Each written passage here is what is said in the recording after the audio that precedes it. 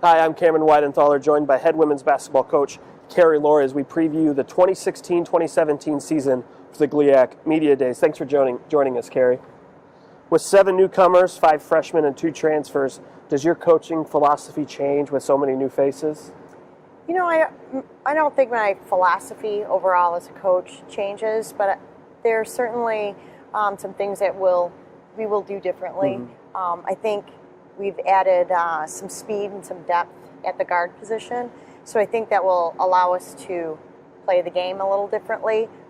But overall, I wouldn't say my philosophy has changed, but maybe our style of play will be a little different. What are you hoping to gain by scheduling those 2 important in-region games right at the beginning of the season? Well, I'm not sure if that was such a good idea, but without question, Ursuline and Bellarmine are, front runners in their respective leagues, and that is really going to be a challenge for us both games. I think, sizing yourself up against some of the best in the region is always a good thing to do. Not sure if it's the right thing to do the first weekend, but we're certainly just looking forward to it and really just looking forward to trying to measure ourselves and see where we're at in terms of the region, and just giving us an idea of where we're at. Shannon Wilson was your leading scorer last year, but she's kind of the go-to scorer now. How do you see her progressing this season after kind of a breakout season last year? I think, as I mentioned with the depth at the guard spot, I think it is going to alleviate some pressure off of Shannon. I think that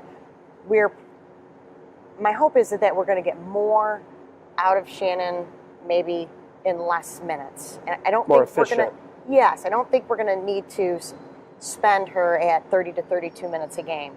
I think we're certainly leaning on her to be a leader for us, but the beauty of it is I think that we're not going to have to rely on her, so it takes that pressure off of her.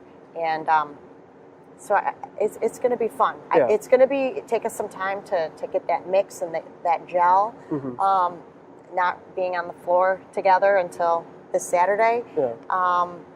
But, Shannon's certainly an important piece of what we're doing, but I think she's going to have more help. Another important piece of that roster, India Hawkins seems to be the team's spark plug. When she's going well, the team seems to be going well. How do you see her developing this season as well? I'm glad you asked me about India, because I really have seen her develop, not so much on the court because we've had minimal time with them, but off the court. So just to see her physically now, she's becoming stronger. To see her mature, she's not holding every play and possession on her sleeve as she did as a freshman. So she definitely is a spark for us. I think she's going to be even better this year because of just being in the system, being a college student athlete, working out, not year-round, but maybe working out more so than you do as a typical high school student athlete. So I'm excited for India. I think she's someone that's going to be fun to watch. This will be your 15th year coaching basketball. I think 6 years. This will be your 6th year at Wayne State. How have you changed through the years, coaching women's basketball strategy, philosophy, how you deal with the kids? Anything you'd like to share there? I think that just means that I'm getting older. That's part of the deal. That's part of the deal. I don't know if so much that I'm a different coach or a different philosophy, so to speak, than I was 15 years ago as a junior college coach. I mean, I'm still real passionate about the day. I still love what I do. I think the difference from the struggles at times that I've had is social media and keeping up with the kind of the communication barrier sometimes. But I try to stay abreast on that stuff, but I'm not great at it. And it's moving rapidly, as you know, in the media field. So that would probably be my biggest, I guess, challenges, just making sure that I'm still dialed into today's student athlete, because today's student athlete looks a little different than they did 15 years ago. Yep.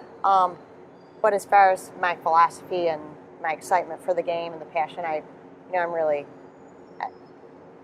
love what I do. I'm really lucky, and I don't know if that will ever change. All right. Thanks for the time, Coach. We appreciate it, and good luck this season. Thank you. That's all for this edition of GLIAC Media Day Preview, and I want to thank head coach Carrie Lohr for joining us.